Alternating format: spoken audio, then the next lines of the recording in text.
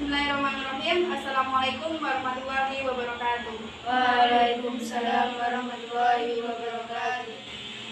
Alhamdulillahirrahmanirrahim. Akhirnya kita masih diberikan umur panjang sehingga kita dapat bertemu kembali di jam yang sama dan pelajaran yang sama. Baik, sebelum kita mulai pelajaran, marilah kita berdoa. Berdoa, silakan.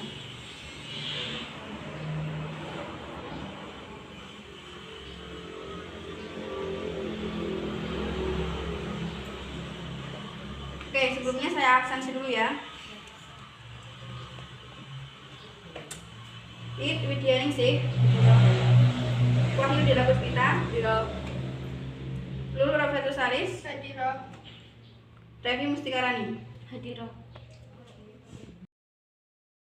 Baik, pada pertemuan kali ini kita akan membahas bab 2, yaitu tentang pengaruh interaksi sosial terhadap kehidupan sosial dan kebangsaan.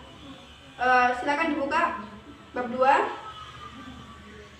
Di sini poin A pertama itu tentang mobilitas sosial. Sudah? Oke, sebelumnya ada yang sudah membaca materi ini? Ada yang tahu artinya apa itu yang disebut dengan mobilitas sosial? Ya, silakan, Revi. Mobilitas sosial adalah perpindahan posisi seseorang atau sekelompok orang atau lapisan yang satu ke lapisan yang lain. Ya, betul. Jadi mobilitas sosial itu secara garis besar disebut dengan perpindahan seseorang atau lapisan ke lapisan yang lain. Jadi maksudnya itu adalah bagaimana seseorang itu berpindah status sosialnya dari mungkin dari status sosial rendah ke status sosial yang tinggi. Contohnya, Pak Ahmad adalah seorang karyawan pembuatan batu bata. Dia bekerja di sana mungkin sudah berpuluh-puluh tahun. Nah, dari situ dia belajar bagaimana untuk membuat bata itu menjadi bagus, kualitasnya bagus, dengan bahan-bahan yang bagus. Nah, dari situ kemudian dia mengembangkan bakatnya. Dia keluar dari pekerjaannya, kemudian membuka atau merintis bisnis baru, tapi dengan sama dengan usaha batu bata. Nah, di situ usahanya berkembang dengan baik, kemudian menghasilkan penghasilan yang lumayan untuk dirinya, sehingga dia memiliki penghasilan yang saat dia masih menjadi seorang karyawan. Nah, dari situ otomatis dia memiliki penghasilan yang meningkat. Setelah itu mungkin dalam status sosial dia dipandang juga lebih baik kan daripada saat dia menjadi karyawan, ya kan? Nah, dari situ maka status sosialnya juga kan naik dari yang awalnya mungkin orang biasa yang pekerjaannya menjadi karyawan, kemudian dia berubah menjadi orang yang berada dengan posisinya menjadi bos mungkin pada saat itu. Nah, jadi di masa yang sudah semakin global, masa yang sudah modern, jadi untuk menaikkan status sosial itu sudah menjadi hal yang lumrah dan biasa, dan untuk menaikkan status sosial itu bisa kita lakukan. Jadi caranya bagaimana, ada yang tahu? Untuk kita bisa menaikkan status sosial itu dengan cara apa aja? Ada yang tahu? Belum? Nah, jadi kita bisa menaikkan status sosial mungkin salah satunya dengan jalur pendidikan. Nah, mungkin kita contohnya ya, kita berasal dari orang yang keluarga kurang mampu nih. Nah, kemudian di lubuk hati kita yang paling dalam, kita itu ingin menjadi seseorang yang bermanfaat, sehingga kita belajar sungguh-sungguh, kita memanfaatkan waktu dengan baik sehingga kita memiliki prestasi di bidang pendidikan. Kemudian kita melanjutkan kembali, mungkin kan kalau sekarang ada banyak bantuan gitu ya untuk masyarakat atau bagaimana, kita mengikuti jalur itu, kemudian kita terus mempertinggi tingkat pendidikan kita, memperdalam ilmu kita, sehingga pada akhirnya kita masuk pada perguruan tinggi. Nah, ketika kita sudah masuk dalam perguruan tinggi, otomatis dalam dunia pekerjaan kita akan jauh lebih mudah kan untuk mengakses pekerjaan dari berbagai hal. Mungkin ketika kita hanya lulusan SMK atau SMA, mungkin kita bekerja di bagian karyawan. Berbeda ketika kita belajar di ranah perguruan tinggi, kita mungkin bisa ditempatkan di perkantoran atau seperti itu. Nah, dari situ maka pendidikan sangat berpengaruh untuk menaikkan status sosial kita, seperti itu. Untuk menaikkan, mungkin kalau orang-orang saat ini tuh menaikkan derajat orang tua, seperti itu. Mungkin dari sini ada yang ditanyakan? Belum? Oke, kita lanjutkan. Oke. Akan tetapi itu bisa dilakukan atau terjadi di lingkup masyarakat terbuka. Akan tetapi untuk lingkup masyarakat yang tertutup seperti hanya di Bali, nah di Bali itu mereka menganut sistem feodal. Nah, di sini ada yang tahu apa itu sistem feodal? Tidak ada. Jadi sistem feodal itu kasta. Nah, kasta itu mereka kan menganut sistem feodal. Ada yang lahir di kasta rendah, sedang, dan yang tinggi. Mungkin ada yang tahu kasta yang ada di sana itu kastanya apa aja? Belum? Gak ada yang tahu nih? Ya, Remi silakan. Kastanya apa aja? Satria, Iya, Ksatria, Sudra, Sudra, dan Brahma. di sana itu ada sistem kasta. Yang pertama itu ada tingkatan pertama yang rendah itu ada Sudra.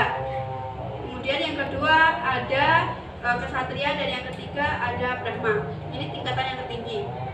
Nah, kemudian mereka yang terlahir di dalam kasta rendah seperti Sudra, mereka itu tidak bisa untuk naik ke kasta Ksatria, kemudian naik di Brahma. Jadi dalam urusan ekonomi juga mereka itu dipandang berbeda. Apabila di kasta rendah seperti Sudra, mereka itu hanya pekerjaannya petani atau seperti itu. Nah, sedangkan biasanya kalau di kasta Brahma itu mereka orang-orang pejabat tinggi, orang-orang dari golongan atas seperti bangsawan, seperti itu. Nah, dari hal tersebut mereka yang menginginkan status sosial mereka itu naik, kemudian mendapatkan kehidupan yang lebih baik lagi, mereka biasanya pergi dari wilayah tersebut ke tempat lain. Untuk apa? Untuk memperbaiki status sosial mereka. Nah, kan kalau di Bali mereka terkungkung dengan sistem kasta tadi. Nah, ketika mereka mungkin keluar ke Jakarta atau ke ibu kota besar, itu mereka kan bisa mengeksplor apa yang mereka punya, yang mereka bisa, sehingga mereka menjadikan status sosial mereka itu lebih baik lagi di sana. Karena kan di seperti kota besar, kota metropolitan, seperti itu mereka tidak menganut sistem kasta seperti yang diterapkan di Bali. Baik, kita masuk ke poin yang kedua, yaitu bentuk-bentuk mobilitas sosial. Jadi mobilitas sosial itu dibagi menjadi dua, yaitu mobilitas sosial secara vertikal dan juga horizontal. Sudah dibuka halamannya? Maksudnya ya. Oke. Jadi mobilitas vertikal adalah perpindahan suatu sosial yang dialami seseorang atau sekelompok pada lapisan sosial yang berbeda. Jadi mobilitas vertikal juga mempunyai dua bentuk yang utama. Yang pertama, mobilitas vertikal ke atas dan mobilitas vertikal ke bawah. Nah, untuk mobilitas vertikal ke atas atau disebut dengan social climbing. Social climbing adalah mobilitas yang terjadi karena adanya peningkatan status atau kedudukan seseorang. Di sini social climbing juga dibagi menjadi dua bentuk, yaitu yang pertama naiknya orang-orang berstatus sosial rendah ke status sosial yang lebih tinggi, di mana status itu telah tersedia. Kalian bisa melihat pada contohnya, yaitu A adalah seorang guru sejarah di salah satu SMA. Karena memenuhi persyaratan, dia diangkat menjadi kepala sekolah. Jadi mobilitas ini ada karena adanya peningkatan perpindahan status dari suatu kelompok ke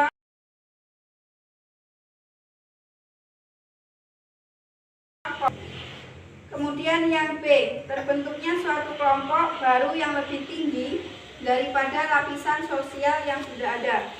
Contohnya, pembentukan organisasi baru memungkinkan seseorang untuk menjadi ketua dari organisasi baru tersebut, sehingga status sosialnya naik. Mungkin dari sini ada yang ditanyakan? Tidak. Insya Allah tidak. Oke, kalau begitu contoh dari yang kedua, yang B itu tadi, pembentukan organisasi. Ini bisa kita ambil contoh di lingkungan sekolah ya. Kan sekolah itu adalah suatu kelompok.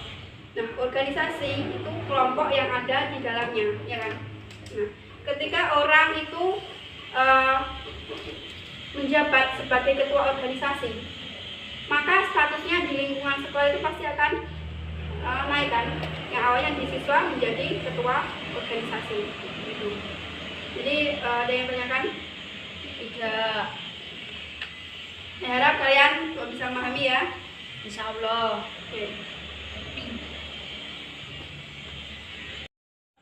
Baik, selanjutnya adapun penyebab social climbing adalah sebagai berikut. Yang A adalah melakukan peningkatan prestasi kerja. Yang B menggantikan kedudukan yang kosong akibat adanya proses peralihan generasi.